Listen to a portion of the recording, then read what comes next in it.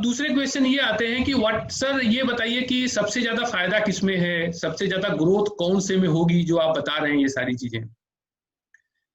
एक चीज मैं आप सभी को बता रहा हूं कि अगर आप ऑलरेडी फार्मास्यूटिकल फील्ड में हैं, या आप ज्वाइन करने वाले हैं, या आपका प्लान है अगले 1 साल में ज्वाइन करने के लिए, सो ग्रोथ के लिए इंपॉर्टेंट है आपकी स्किल। आप जितने स्किल्ड होंगे, आपकी ग्रोथ उतनी ही ज्यादा होगी आपके फील्ड में। और स्किल होगी कैसे? स्किल को डेवलप करने के लिए आपको ट्रेनिंग, सेमिनार्स, गाइडेंस, रेगुलेशंस, और आपको एक मेंटर भी चाहिए, एक प्लेटफॉर्म भी चाहिए जहां आपको ये सारी चीजें टाइमली मिलती रहें और आप अपने नॉलेज को कंटिन्यूअसली अपग्रेड करते रहें। आपकी ग्रोथ कंटिन्यूअस होती चली जाएगी। अब मैं एग्जांपल देता हूं, आप अगर फार्मा स्टेट प्लेटफॉर्म से जुड़े हुए हैं तो आपको टाइम टू टाइम आपके करियर के लिए जो भी गाइडेंस की जरूरत पड़ती है, दैट वी विल प्रोवाइड। आप फार्मा इंडस्ट्री आज ज्वाइन करते हैं, आपको लगता है कि हमारी ये फील्ड सही नहीं है, हमको दूसरे फील्ड में जाना चाहिए, या कोई डिफिकल्टी है, so this is the platform जहां हम आपको सलूशन बताएंगे कि आपको क्या करना चाहिए। हमारे साथ बहुत सारे ऐसे बच्चे जुड़े हुए हैं जो हमसे फोन करके पूछते हैं। एक एग्जांपल मैं बताता हूं, पिछले साल मैंने बद्दी यूनिवर्सिटी में एक कोर्स किया था 5 दिन का।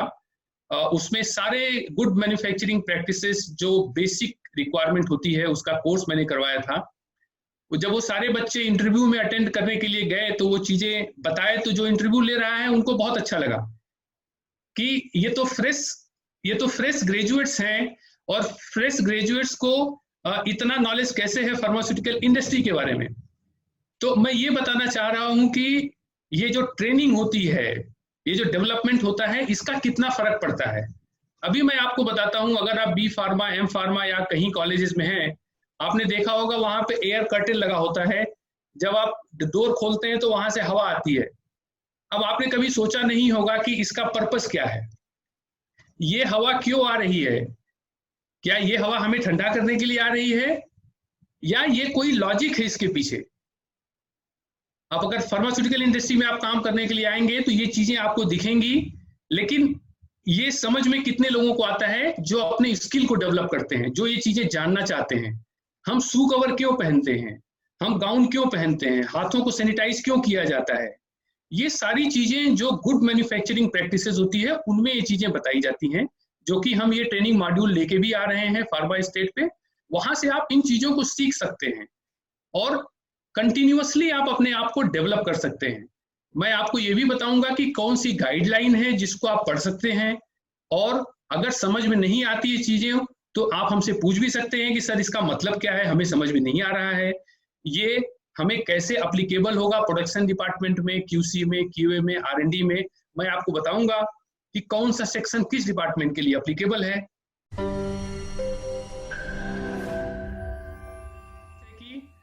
हमको हाई सैलरी कहाँ मिलेगी? सी, हाई सैलरी पाने के लिए आपको हाई स्किल्ड होना पड़ेगा, हाईली स्किल्ड होना पड़ेगा, राइट। आपके अंदर वो कॉन्फिडेंस आना चाहिए। आपके अंदर कॉन्फिडेंस कहाँ से आएगा? जब आपके अंदर नॉलेज होगा। बिना नॉलेज का कॉन्फिडेंस तो एटलीस्ट मैंने नहीं देखा अभी किसी में, कि नॉलेज भी नहीं है लेकिन कॉन्फिडेंस है बहुत ज्यादा, जहां तक कि जो पढ़े लिखे लोग हैं उनमें। तो आपका कॉन्फिडेंस तभी आएगा जब आपके अंदर दम होगा, आपके अंदर नॉलेज होगा। जैसे कि आपको पता है सारी गाइडलाइंस के बारे में, सारे रेगुलेशंस के बारे में। अभी मैं आपसे पूछूं कि इंडिया में गुड मैन्युफैक्चरिंग प्रैक्टिसेस के लिए कौन सा रेगुलेशंस एप्लीकेबल है? बहुत सारे लोग बता नहीं पाएंगे उस चीज को। जब आप फार्मा में कैरियर बनाना चाहते हैं और ज्वाइन करना चाहते हैं तो इन सब चीजों को आपको जानना बहुत बहुत जरूरी है। ये चीजें आपको हमेशा काम आएंगी। इंडिया में शेड्यूल एम, जो कि गुड मैन्युफैक्चरिंग प्रैक्टिसेस के लिए हम यूज करते हैं, जो कि पार्ट है ड्रग एंड कॉस्मेटिक एक्ट का। इंडिया में रेगुलेटरी एजेंसी कौन सी है, यूएस में रेगुलेटरी एजेंसी कौन सी है, ये सारे कोर्सेज भी मैं लेके आ रहा हूं। बट यहाँ पे जो आज मैं आप लोगों को बताना चाहता हूं कि अगर आपको हाई सैलरी चाहिए, हाई ग्रोथ चाहिए, तो आपको अपनी स्किल को डेवलप करना होगा थ्रू एजुकेशन एंड ट्रेनिंग, जो कि फार्मा स्टेट के थ्रू भी आपको मिलेगी। और मैं एज ए गाइड, मैं आपको गाइड भी करूंगा टाइम टू टाइम, और आपको मैं बताऊंगा भी, राइट। सो ये रहा मेरा ब्रीफ प्रेजेंटेशन जो कि मैं बताना चाह रहा था आप लोगों को। और धन्यवाद इसके लिए कि आप लोग इतने समय तक हमारी इस प्रेजेंटेशन को आपने देखा और हमारी बातें सुनी। अब हम ओपन करेंगे आपके जो प्रश्न हैं उसका आंसर देने के लिए। और हमें उम्मीद है कि बहुत सारे प्रश्न के जो उत्तर हैं आपको ऐसे ही मिल गए होंगे, बट फिर भी अगर आपको लगता है कि और भी प्रश्न हैं तो आप पूछ सकते हैं, मैं उनका आंसर दूंगा।